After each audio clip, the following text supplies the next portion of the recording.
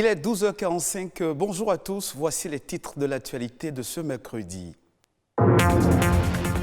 Les pluies qui s'abattent sur Cotonou et à Boumé-Calavi depuis quelques jours rendent la vie dure à certaines populations. Plusieurs quartiers inondés et des maisons plongées dans l'eau. Rodrigue Babagwito a fait un tour de ville.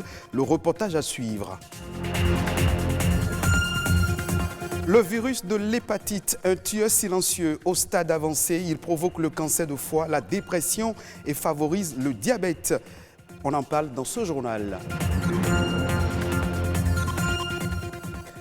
La question de la dégradation des sols reste d'actualité et préoccupe plus d'un. Les changements climatiques ont une part importante dans ce système de dégradation. Que faire face à ce phénomène? On en parle dans un instant.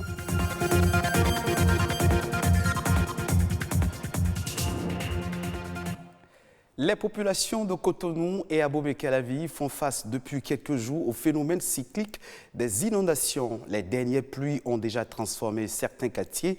L'eau a envahi plusieurs habitations, tout comme certaines rues sont inondées. Quels sont les impacts des dernières inondations sur le quotidien des populations? Rodrigue Babagwito a fait le constat. Voici son reportage.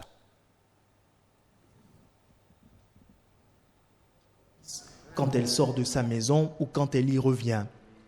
Traverser l'eau à pied est devenu pour elle une habitude depuis le début de cette saison des pluies.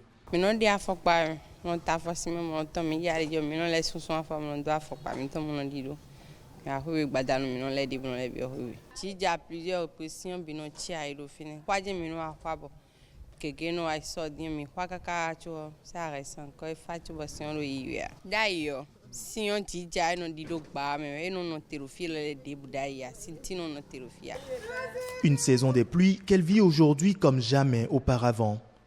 Dans cette zone, par contre, les riverains sont habitués. Ne pas voir les rues ou les maisons pleines d'eau après de fortes pluies aurait été un véritable miracle. Voilà les résultats après ces 3 derniers jours de pluie. Vraiment. Et n'a mis souci tant à l'idée où des buenos bon boy à l'idée ou un ado bibag bon vont me péri bon et bon mi mais à glanu le mi bon huzu jetovi simenu mi bon huzu wevi pour tome bon et pour hier tio ne jeje de fio e fa diama vraiment déjà bon de aga ka bukati de bo vraiment go o gredai ba jokwe jakmo fi binogle. Des surfaces d'eau que chacun s'arrange pour traverser à son rythme, qui très lentement, qui très rapidement pour ne pas se retrouver à l'eau. Kekiri est mécanicien. Il est bien obligé de penser à une solution pour son atelier s'il ne veut pas rester désœuvré.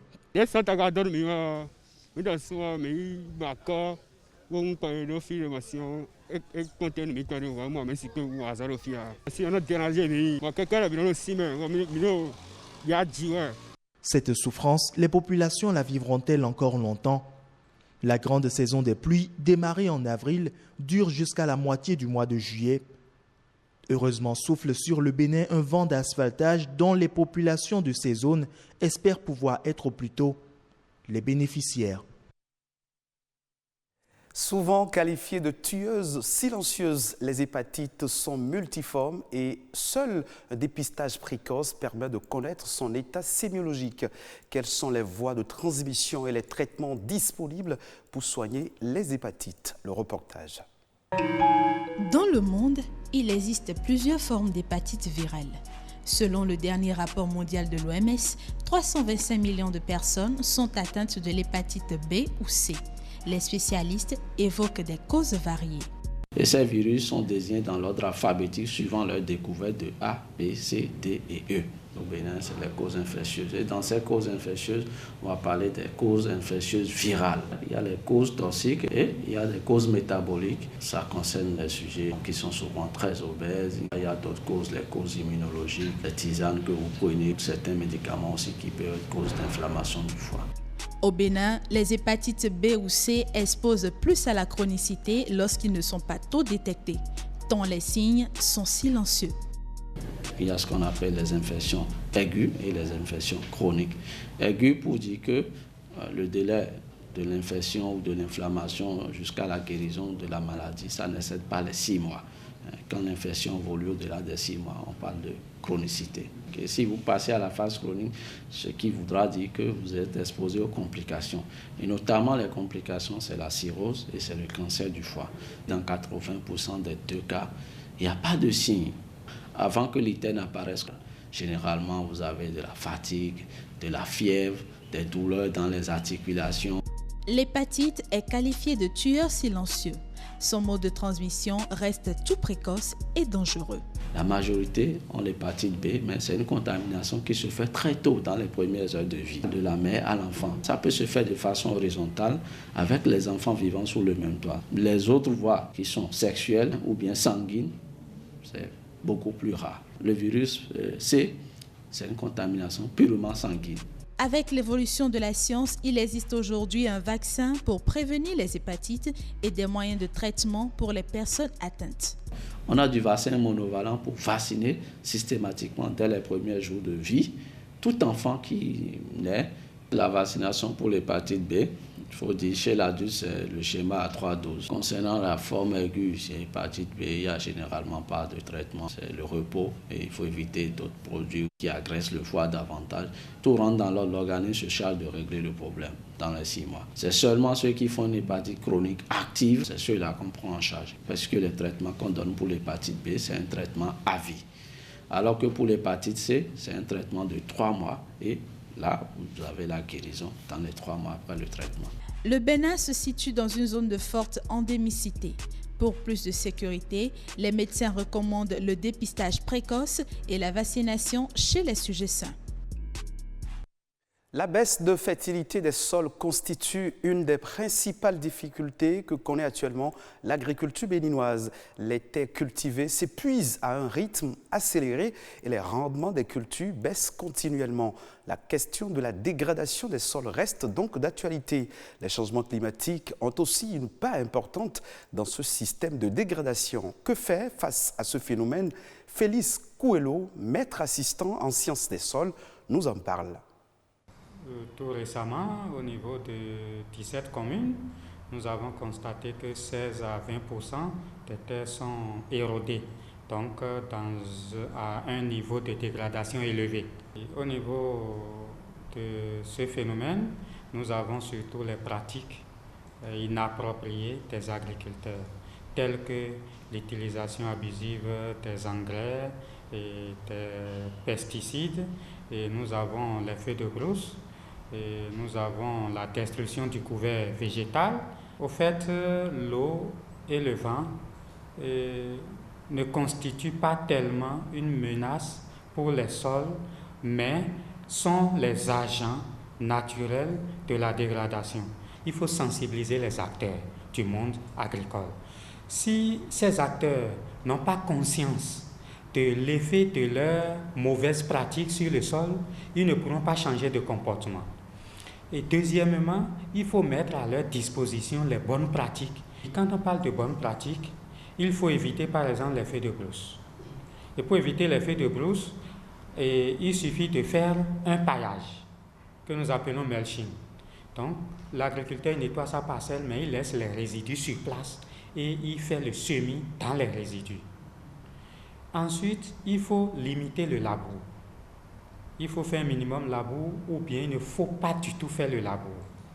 Ensuite, il faut associer à l'utilisation des engrais chimiques les engrais organiques.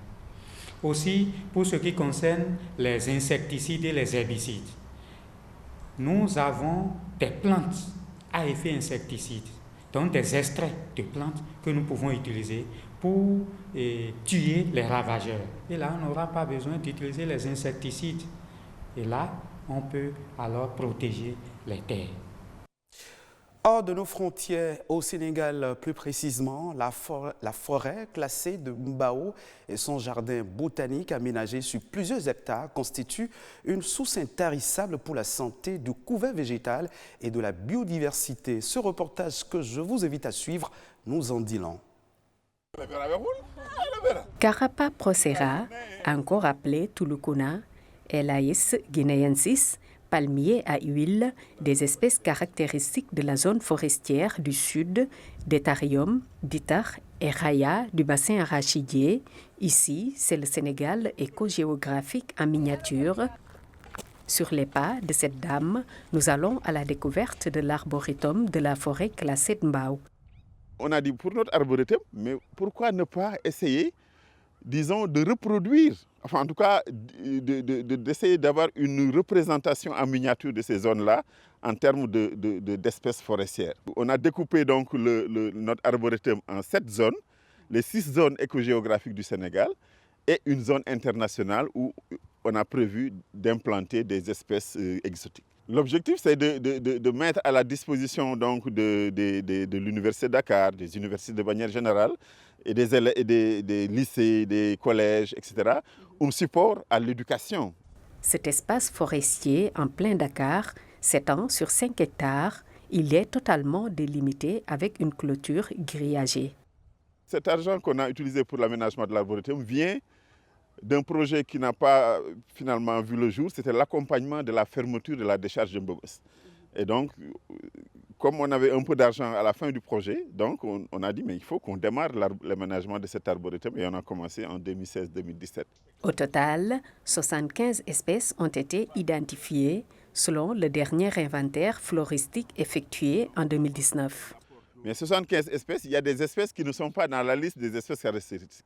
C'est pour cela que nous envisageons, dans le cadre de cet aménagement, de remplacer ce qu'on appelle la transformation des peuplements par une substitution d'espèces. À chaque fois qu'on va amener des espèces ailleurs, rien ne s'opposera à ce qu'on enlève cet anacardier-là, parce qu'il y en a plusieurs, pour mettre des espèces qui ne sont pas là. Et c'est comme ça qu'on améliore la diversité ici. Améliorer la diversité des espèces, mais aussi les conditions de visite de cet arboretum. Plusieurs initiatives ont d'ailleurs été prises. Comme il y a les étudiants qui viennent et qui s'intéressent à la botanique, qui s'intéressent un peu à la distribution des espèces, nous avons imaginé, dans la fiche de description d'indication des espèces, d'avoir sur la fiche un code QR. Ça permettra à l'étudiant, quand il va scanner avec son téléphone ce code QR, il va pouvoir télécharger une documentation plus détaillée sur l'espèce. Nous avons dit qu'il faut qu'on aménage ces pistes-là. Donc les pistes ont été aménagées dans la première phase en 2016 avec l'argent de l'APIX. Mais l'année dernière, nous avons reçu un appui du PNUD pour faire des sentiers écologiques. C'est-à-dire que l'idée, c'est que quand les visiteurs vont venir à pied, c'est des pistes piétonnes, et ils vont pouvoir découvrir toutes les espèces. En plus de ça également, nous avons installé, comme vous avez vu, des aires de repos. Des aires de repos pour permettre à ce que les visiteurs puissent, à un moment donné, s'arrêter, disons, prendre une boisson, etc. L'arboretum, dont l'accès est libre et gratuit, n'est que la porte d'entrée d'un vaste programme d'aménagement de la forêt classée de Mbao suite au passage de l'autoroute, plan d'aménagement qui prévoit un parc animalier, une cavalerie ou encore un parcours sportif. Pour l'instant, ça reste sur le papier, faute de financement. En bref et en images, nous restons toujours au Sénégal. Le pays a fait 3 milliards de francs CFA pour soutenir les sociétés et agences inféodées travaillant dans les secteurs du tourisme et des transports aériens face à la pandémie de coronavirus. Ce financement, partie intégrante du plan de résilience économique et sociale, permettra de pérenniser 1500 emplois. Le gouvernement sénégalais a par ailleurs consenti à allouer 200 milliards de francs CFA à un fonds de garantie et de bonification qui permettra aux entreprises de disposer de crédits, de trésorerie et de prêts rapides auprès des établissements financiers. Ce sera tout pour cette session d'information. Merci de votre fidélité. Vous pouvez suivre ce journal sur le site de l'ORTB, www.ortb.bj.